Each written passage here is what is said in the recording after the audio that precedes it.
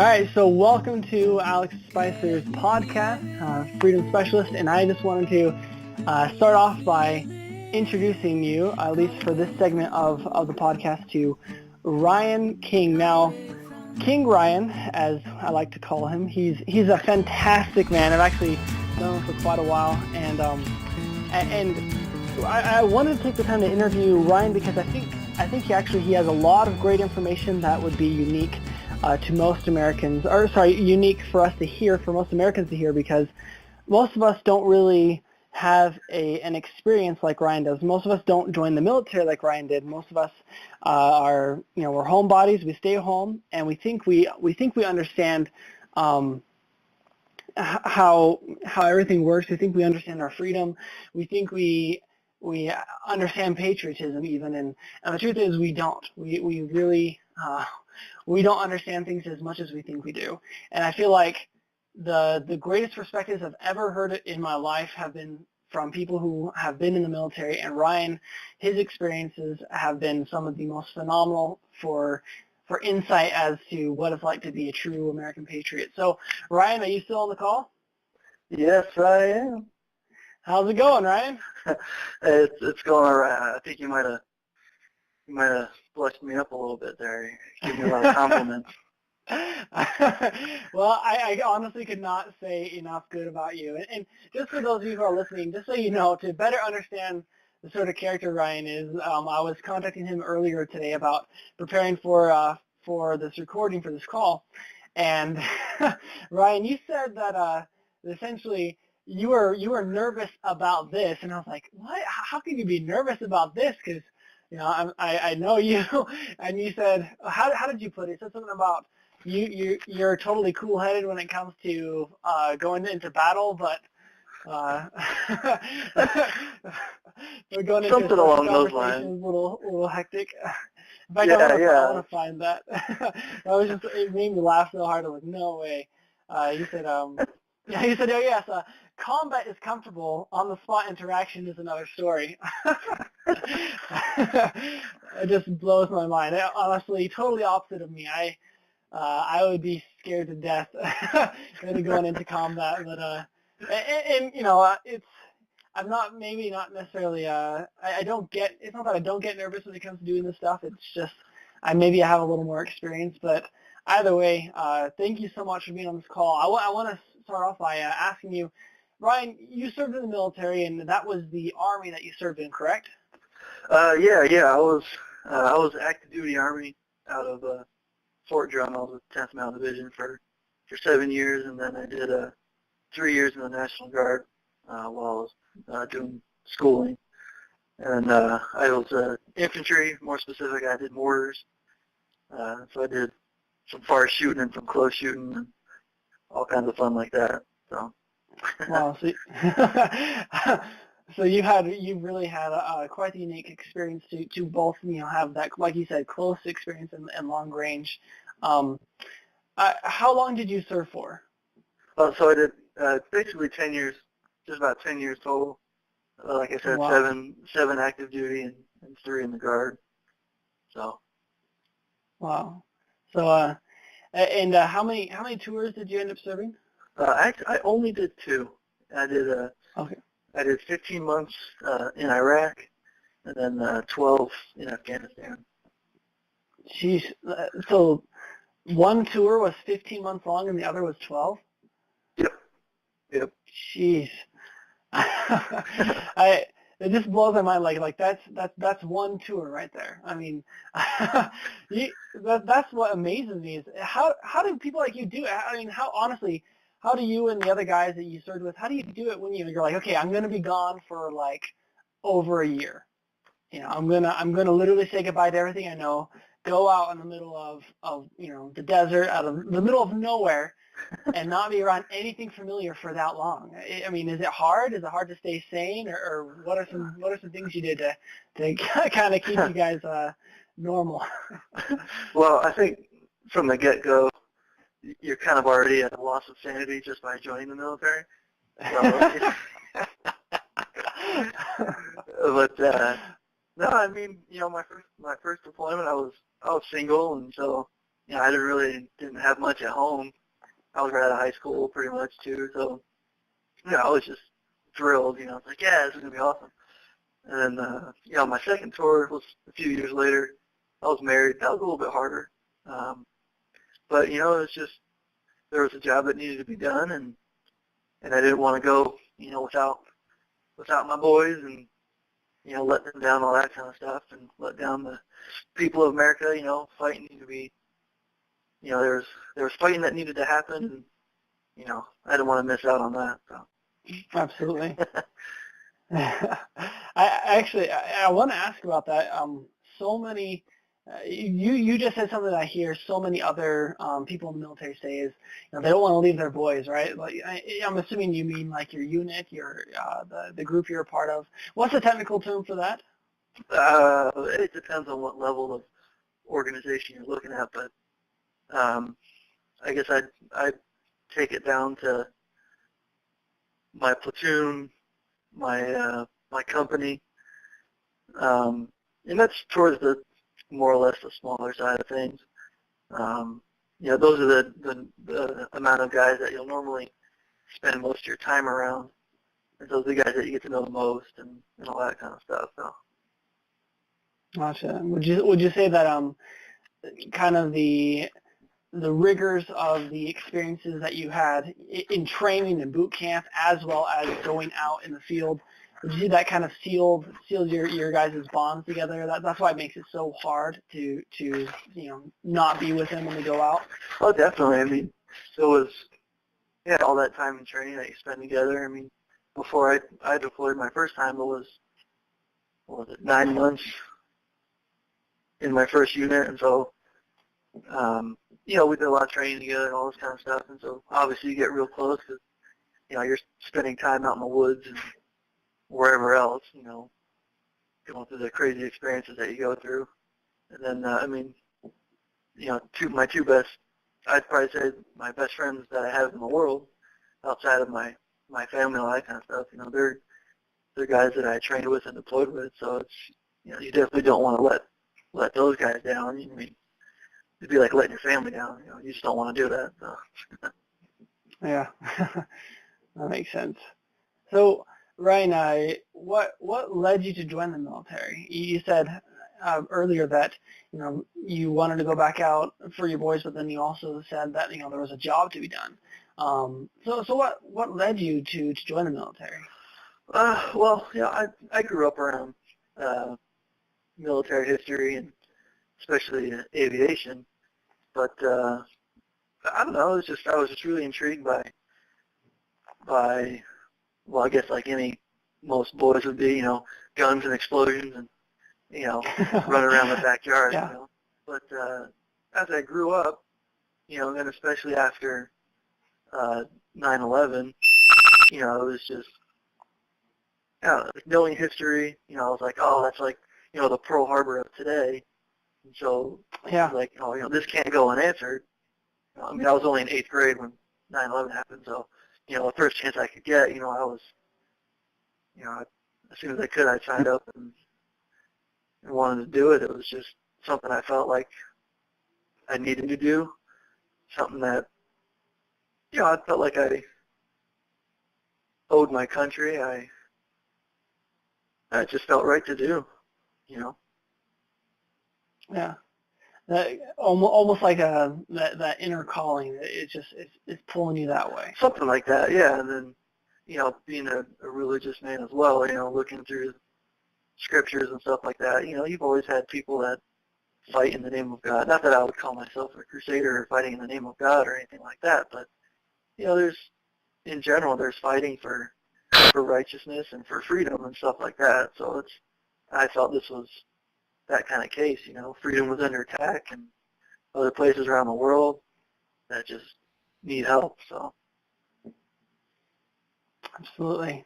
I honestly, I just have to say, I am extremely grateful. I mean, you already know how grateful I am towards you and how I feel towards you. I just want to say, knowing that that you feel so strongly about freedom, even from a religious sense, that's something that needs to be protected. It's something that needs to be guarded. is extremely noble and extremely valiant. I mean, I know you're not looking for compliments and being the sort of person you are. It's not very comfortable for me to say that to you, but I won't turn them down. I'm just well, good. It's just I really feel like that's a virtue really missing among a lot of people in America today. But that's one trait that seems to be very unique about people similar to you who are willing to actually put their lives on the line so that the things that we value most or that we should value most because they do the most for us, you're willing to defend it at all costs. I find that so admirable. I find it so hard for people to just lift a finger nowadays to do anything. I mean, not even alone asking, hey, will you risk your life? It's more like, hey, will you risk not getting your free handout and actually stand for something that's good for the country? Yeah. Will you get off the couch? No. We're not going to give you free handouts. Like we want freedom. Darn. Okay. No, I hear you. That's kind of why I had to get off of Facebook. There's a whole lot of Facebook warriors out there, but when it's time to do some stuff, they just kind of they kind of disappear. So that's so true. Facebook warriors are like that. Maybe we should call them faithless warriors. Yeah. So I'm curious, how was your experience overseas fighting America's enemies? How did your experience doing that change your perspective on freedom and on patriotism? Well, I mean, it's kind of interesting, like looking back at it now and how I've changed about it, how my thought process has changed a lot about that stuff. But I went over there kind of like, oh yeah, I'm gonna go over there and kick some butt and we're gonna free some people. My heroes were World War II and guys like that. World War II vets and guys that really were fighting for freedom. And so seeing I guess it's like I don't know. It's hard to put into words, I guess, but so. It's just, you're expecting to go see and fight like the enemy, right? But you don't really get to see the enemy. I mean, you could be staring right at them, but you don't know because how these guys like to operate, mix with civilians and making the civilian population fight for them and all that kind of stuff. It was eye-opening. I mean, I knew they kind of did that stuff, but to see it in person and different things like that, it really changed my perspective on freedom because it's not something you can just give to people. It's something that has to be wanted by the people too. And so what I noticed was a lot of the civilians, I mean, they were happy sometimes that we were there, but mainly because we could give them handouts like money and food and stuff like that. But when it came to them to help, not that there weren't people that didn't join up, the police forces or the militaries or anything like that. I'm all for those guys helping out, but it just seemed like the people sometimes didn't really want it anymore. They didn't really want to take it upon themselves to push their own weight and to take advantage of the opportunity that we were giving them by being there. If that makes any sense. I hope that makes sense. I don't know. Oh yeah, that makes absolute sense. Actually, it reminds me of how before the founding fathers really pushed for independence and really went down that path, one of their biggest concerns actually was that were the people actually capable and ready of having freedom, right? Are they at a place in their own attitudes and behavior to be free, or are they not, right? And because they understood that if they were to just try to wage a war, they would probably lose because they don't have the people really with them because they're not willing to fight. But secondly, it would be worthless because it's like what you said. The people would they would be very fair weather when it comes to it. I think what you shared is a classic case of how anything in life that's worth fighting for, that's worth having, must be obtained by those who want to have it, right? And if they don't really want to have it, if you give it to them, it just doesn't turn out very well. You know, they don't value it. No, exactly. Like they want the freedom, but they don't have the patriotism to push for it, to really get it going for themselves. You know, that's not something that I can give to them because, you know, I don't have patriotism for their country. You know, Yeah. I have patriotism for my country, not for theirs.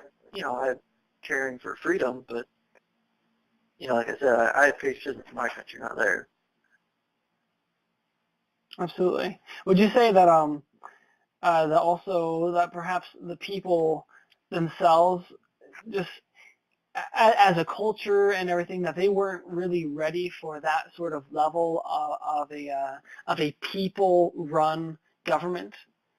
That perhaps maybe the culture, what they lived in and have experienced for so long, is something that is so much more restrictive, that the idea of being very much in control themselves is kind of beyond their capacity to understand. I don't want to insult their intelligence thing. I wouldn't say it's beyond their capacity. I think it's just, it happens so fast. You know, like how, you know, our military is so advanced, all this stuff that, you know, we went in there, whether it was Iraq or Afghanistan, and just kind of toppled their governments. But then, you know, it just happened so fast. There was no real slow transition. It was, all right, the government's gone. Here you go. We'll stay here and help you out. But, you know, figure out your freedom for yourself now, basically. You know, I mean, that's overgeneralization probably, but that's just the way it seemed to be. It was kind of a free-for-all, you know, a big power vacuum kind of thing. So. Yeah. You're right. That makes a lot of sense. And I wasn't trying to insult their intelligence for them to, you know, conceive or comprehend that. Just sometimes, you know, I find that it's so hard for people to grasp a new idea when they, like what you said, they don't have time really to learn it, to adapt to it. Well, it makes you think that. Yeah, I would say, well, that was part of the other thing. You know, like they didn't have the time to really do this, and they didn't have the will right away because, you know, they're destitute countries. They're trying to just take care of themselves and their family. You know, so any sign of, you know, they're kind of going towards somebody that will give them the highest bidder kind of thing. You know, like, oh, we'll pay you to do this for us, but then, you know, the Taliban or somebody come and say, well, we'll pay you to do this for us. You know, or they'll hold their family hostage or something too. So it's kind of, you know, so it's, I don't know, like there just wasn't enough time to care about their country as a whole on a majority, I believe. So, you know, they were worried about their families, which is obviously understandable. You know, they're just trying to get by and survive and all that stuff. But it was just, it just all happened too fast from our end, like I was saying. So it's just kind of a little too much too fast. Absolutely. So then how would you say, what was America to you before you served, and how has that changed since? Well, I guess I never really thought about it much before 9/11, and then really getting into, after 9/11, I really got into, you know, the world and the politics and what was happening everywhere, mainly the Middle East because that's where all the action was, you know. So, yeah. But so before it was, you know, it was a great place to grow up. You know, I played baseball. I played with my brothers, you know, and my sisters, and went to church, and, you know, the average taking it for granted, you know, because you just don't know any different, really. Not that we were in any way, you know, rich or anything like that, but, you know, I understood hard work because of my parents working hard and all that stuff, but, yeah, I just didn't really think much about it, and then once it really came time to figure out, you know, like, maybe I'm kind of growing up, I might need to start doing something with my life. It was, you know, and it was just, you know, nobody messes with America. Nobody messes with my country and gets away with it, you know. And so at that point, America became probably my number one passion. Honestly, it became everything that I cherish and I love, especially the freedoms that we're able to have. And so, what better way to show my appreciation to the founders of our country and to the meaning of this country than by fighting for it. Not that I want to go and kill and do that and do those things. It's something that needed to happen because bad things are out there. So it's people like that are the ones that know what they're doing. I'm kind of going off on a tangent now, but just Oh no, you're fine. Keep going. I mean, this is awesome. Well, no, it's just like I felt like it was just clear to me all of a sudden what America is supposed to be, not just to the people of America, but to the world. It's supposed to be a beacon, a shining light unto the world of the great experiment of democracy and freedom. And so, I mean, I don't see really any other country where we have a giant influx of refugees, immigrants, and all this kind of stuff. You know what I mean? Like, who doesn't want to come to America? If anything, it's a lot of these, liberals and people that want to leave America because they're, boo-hoo about Trump and all this stuff. But that's... And even then, they don't leave. I wish they would. I agree. I'm still waiting for, Rosie O'Donnell for people to go up to Canada, but they're not. I know, right? You guys promised. That's a whole other side discussion there. But no, I mean, it was just, like I was saying, I started to understand what America was, what it was supposed to be. And so, I wanted to stick up for it and make sure it stays that way.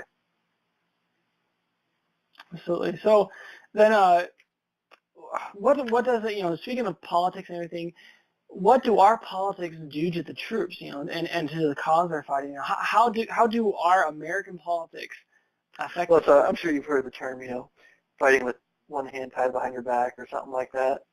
But it's trying to fight hogtied. Your hands and feet are bound together. You're gagged. Like you can't. The politicians I believe the politicians really ruined this conflict because, I mean, who fights a war for 15 years? You know what I mean? How have things not been settled in 15 years?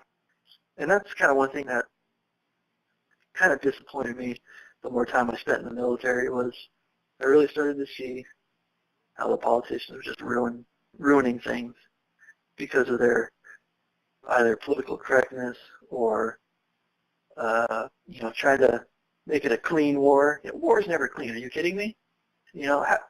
How did we win World War II? We bombed everything. We went in, we went in full force. Beat the enemy into submission. But now look at Germany and Japan. Look how they've prospered. We fought with them for 5-6 years, and now they're, amazing countries. And so why did everything change after all that? I think it was because everybody starts to get their sticky little fingers into different things across the world, whether it's oil and some kind of income that can boost somebody's wallet, basically. And that's kind of where I think that's where things went. They put these rules of engagement on us that really limited our ability to fight. My job as a mortarman was basically zip. My first deployment, I was part of a personal security detachment for one of our commanders. So I wasn't even shooting our mortars anymore. We were driving around the countryside all the time. Really, just driving around? Yeah, pretty much. We were. I have no idea how many miles we drove that whole deployment, but and then in Afghanistan, we went in there pretty hot and heavy, but I think it came to a point.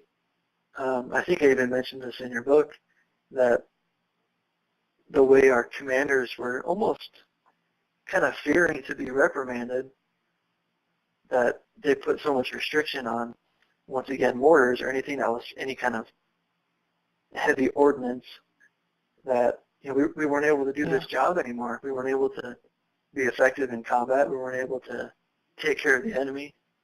So, and that caused us to lose guys, wounded or killed, because we kind of had to play soft and play nice. But obviously the enemy's not going to do that. So. No, absolutely not. And I'm a little more aware, obviously, because we've spoken before, and also because of the things you've allowed me to put into my book from your experience. But could you describe what sort of rules of engagement, what are some of those things that were causing you said the politicians were basically hog-tying you and everything. So what would the rules of engagement be like? Say that again. You're kind of Chuck. Yeah. What sort of examples of some of the rules of engagement that you had to follow that were very much conflicting with the mission? Okay, so Afghanistan was a major one. Was I was out. We were kind of out in the boonies a little bit, and we'd be out on missions and stuff, and we'd get in contact by the enemy and everything. They're shooting at us, which is all fine and dandy because we can shoot back. But they'd only really allow us to shoot back with, our small arms, our rifles, machine guns.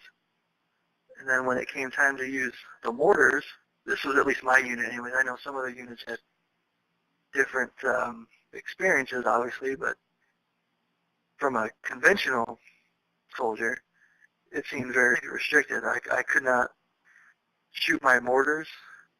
I had to go through, we had to get like 3 or 4 different forms of positive identification of where the enemy was. Sheesh. And this is all, this is combat. This is split-second decisions. This isn't, hey, can you take a minute and see where that guy really is and pass it up the chain, and we'll make sure that's where he is, and we'll pass it up the chain one more time and make sure that's where he really is, and then you guys can go instead and shoot at him. What would be the logic in checking so carefully and wasting precious time that could let them get away / get you killed? It was collateral damage was their reasoning for it all. We didn't want to kind of, because the whole campaign over there is kind of hearts and minds, right? We want to win their hearts and minds so that they'll be on our side, which is all fine and dandy, yes, but to the extent of where, we couldn't do our job anymore, like I was, they didn't want innocent people getting hurt and all this kind of stuff. But, that's kind of combat, that's war, People are going to get hurt, especially when the enemy wants to hide themselves amongst the people. So it is it's a fine line to walk, but it's too fine. It isn't the kind of line we should be walking, obviously. I'm not saying we need to just go and kill civilians willy-nilly and not worry about it. I don't think anyone would have think. Obviously we're very careful about those kinds of things. We're not just going out there going crazy, But, when it's causing casualties on our side, then it's time to rethink about that stuff and look at it and say, we're doing something wrong. And like I said before, we're doing this for 15 years. It's something we got to change. We got to get in there and start kicking butt again. Because this hearts and minds ain't working. Absolutely. So. Yeah, because probably from the world sort of perspective, even from the enemy's perspective, is we're basically a bunch of farmers with dinky guns, and we're kicking the hardest, we're kicking the trash out of the hardest, the biggest army in the world, or the best army in the world. Oh yeah, definitely. It really does kind of the question, like why is it so, what's going on? Why is it so slow? Why aren't we making really much progress? It's actually kind of scary now to see that, we're losing a lot of progress, and, they're gaining it now. They just had that, was it like probably the 4th attack in England in the last year? 2 in the last, 30 days? 2 3 weeks or something like that? Yeah. They're gaining ground. It's not just in the Middle East now, so I don't know. All the politicians are all about this, political correctness. They're all worried about everybody's feelings. Like, no, you just gotta forget the feelings and go for the throat. So get to work. Yeah, go. No, you're right. It's the concept of eliminating an enemy before the enemy gets a chance to really figure out how to defeat us. Yeah. Well, that's right? To and that's gain why that I love strength. the study of history, because all you gotta do is look at history, and you can see the exact things back in the 30s that are happening right now. We were so passive with Hitler, and all of a sudden he controlled basically all of Europe. And then we had a whole big world war. Like, I don't know, you can kind of see things happening if you study history. You can see the connections. And That's a really good point. I never even thought about that. That's a really good point. So, so obviously, the American politics are affecting the troops in terms of injuries, casualties, all that. Do you feel like it also affects the troops in the sense of they lose their desire to continue to serve and further the American cause? I wouldn't say they lose their desire to further the American cause. It's just they're going to find a different way to do it. Because if they're serving in this military that's changing a lot of their policies about the don't ask, don't tell, the allowing women into combat roles and different things like that, it's not the Army that it used to be. I'm all for women who want to fight. They want to fight, let them fight. But you have to understand the dynamics that go into a cohesive fighting unit, and the politicians don't. They have no idea about that stuff. Yeah, they're about handing trophies to anyone who crosses the line or starts the race. Yeah, exactly. They're worried about giving everybody a fair chance and all this stuff, but you got to think about it, and they're not.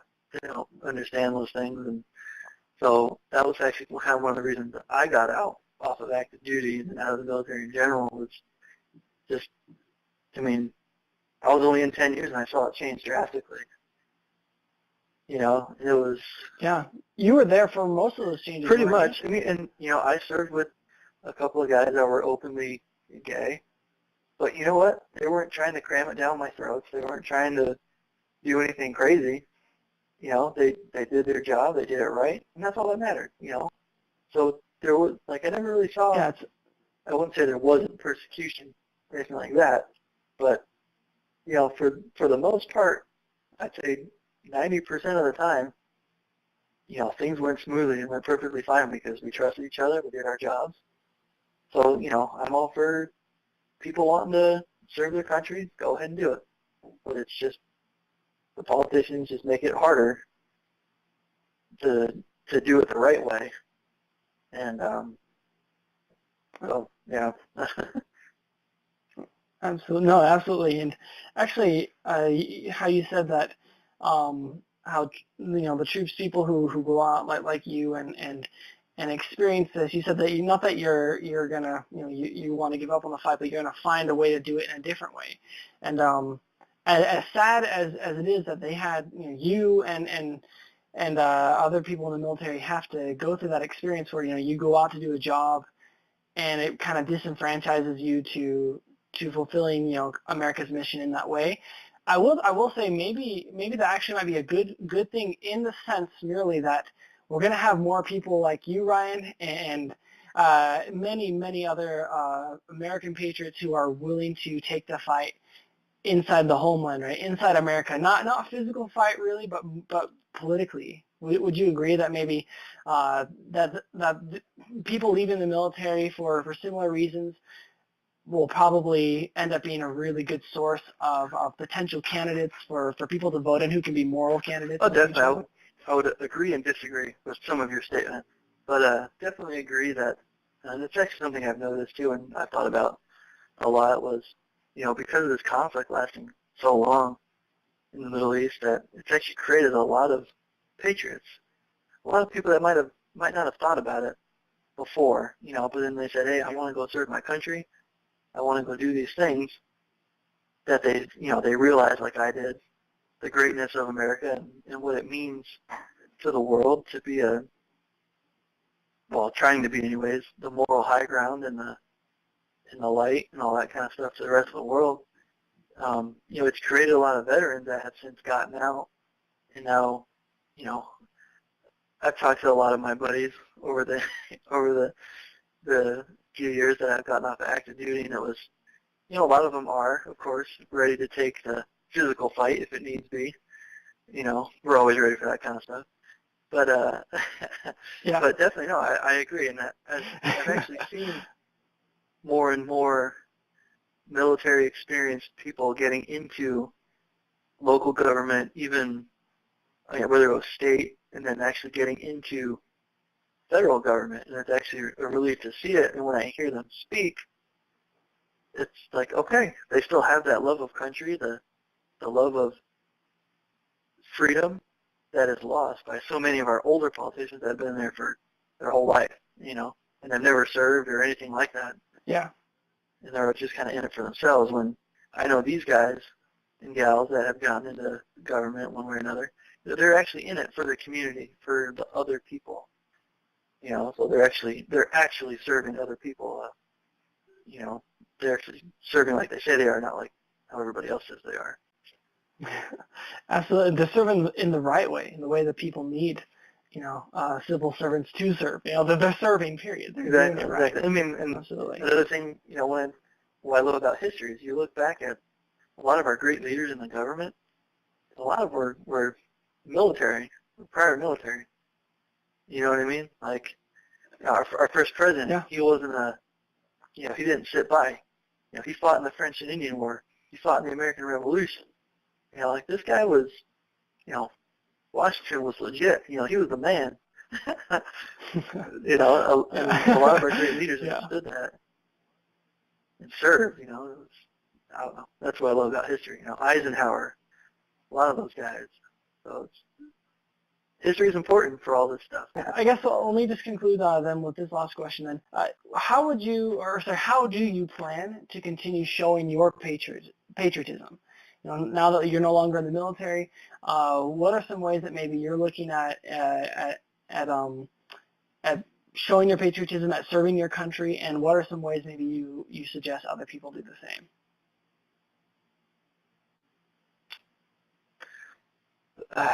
Well, the first thing is, instead of crying about everything on Facebook and just crying in general, get out and do stuff.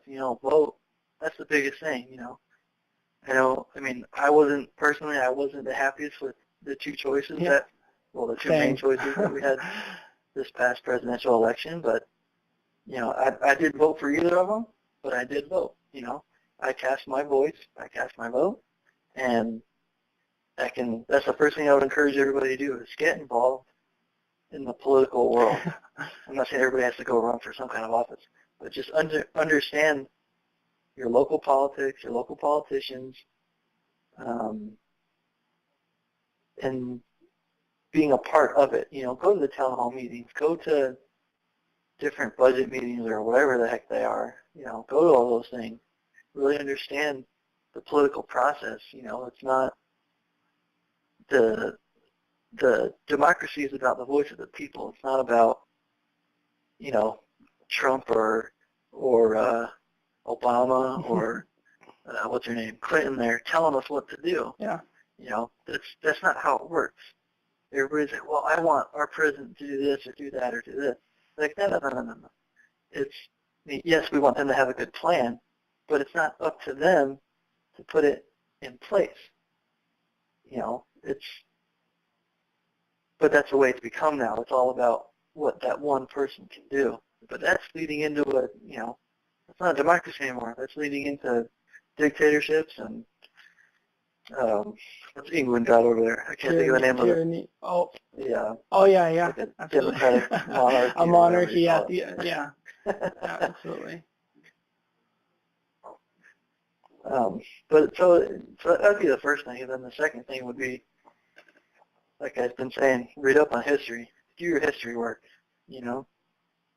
whether, if you got kids in school, don't, sit down with them with their history textbooks and start going through stuff. Go online, go to a library. You got so many resources to look up history.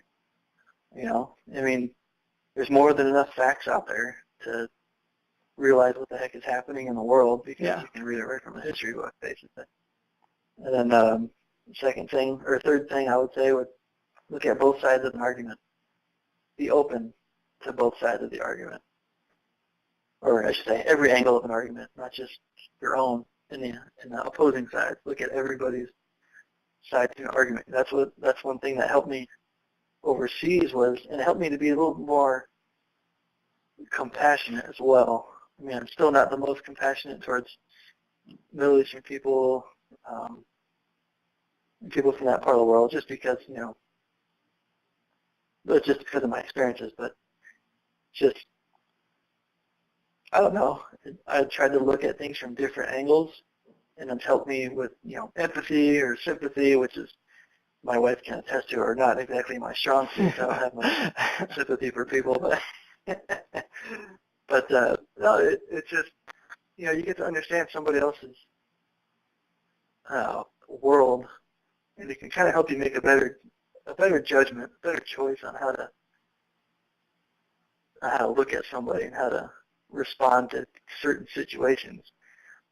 Like I might, I know plenty of people that were Hillary supporters and might even hate the military or whatever, but, and I've had meaningful discussions with them, and I was like, okay, like I see their point of view and what they're passionate about, and I expressed what I was passionate about, and we weren't in a fist fight, like, okay, this is cool. But then I've had the exact opposite of, one kid one time on Facebook, we were commenting on something, I can't remember what we were talking about, we were going back and forth, and, he made the comment to me, like, oh, left figures, once a killer, always a killer, like stupid things like that, like, okay, so in my opinion, you lost all credibility, you're just an idiot, you want to resort to, name calling and, childish things like that, like, why am I going to listen to you now? Your points are now null and void because you just want to, stereotype me or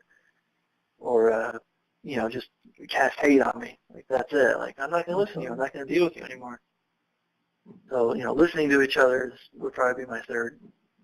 No, that's fantastic. Amongst others. my fourth would be go and join the military.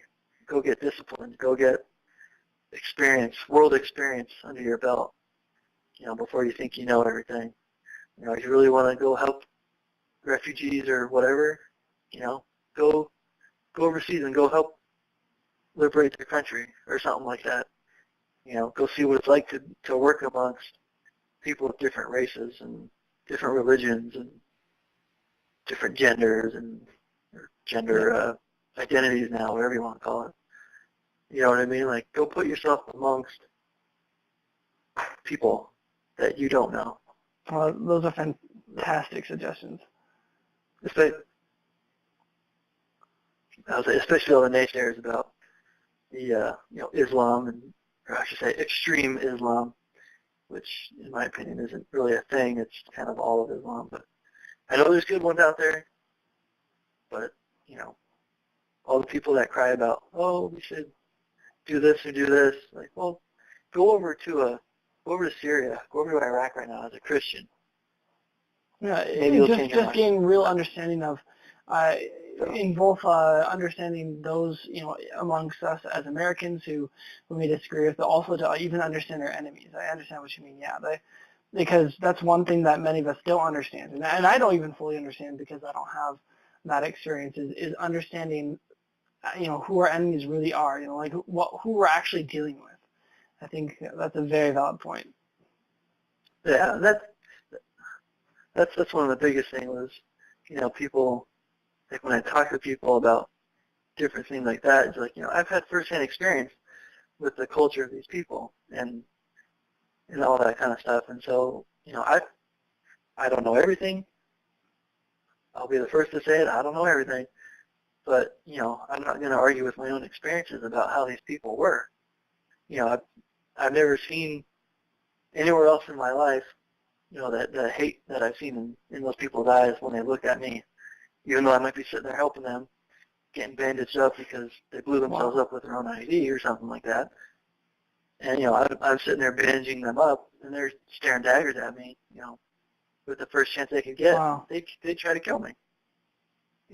So,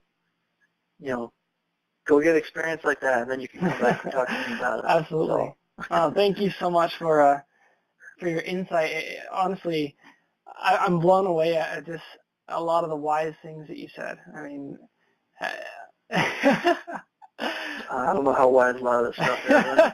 I'm just throwing stuff out there now. If you can put a hole in the wall, I guess, right?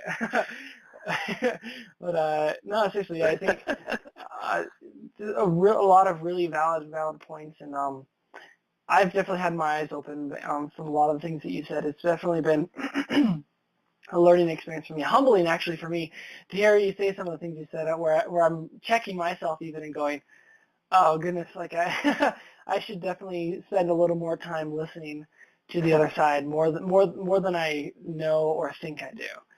So, like, yeah, I'm gonna go away humbled. Well, that's what I think a lot of people should do too.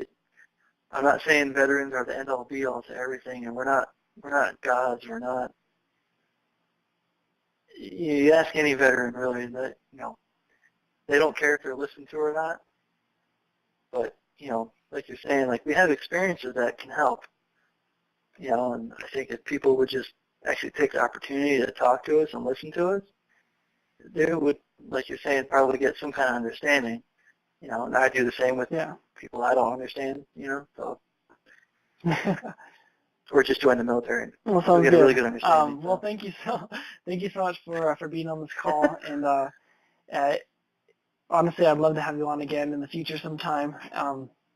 But yeah, keep up the good fight, and if you ever get into politics, you better let me know, because I'll be happy to, especially to have you on again to get anyone, to know, the sort of good that you can continue to do in a political office. So that's a completely different tangent, a discussion for another day.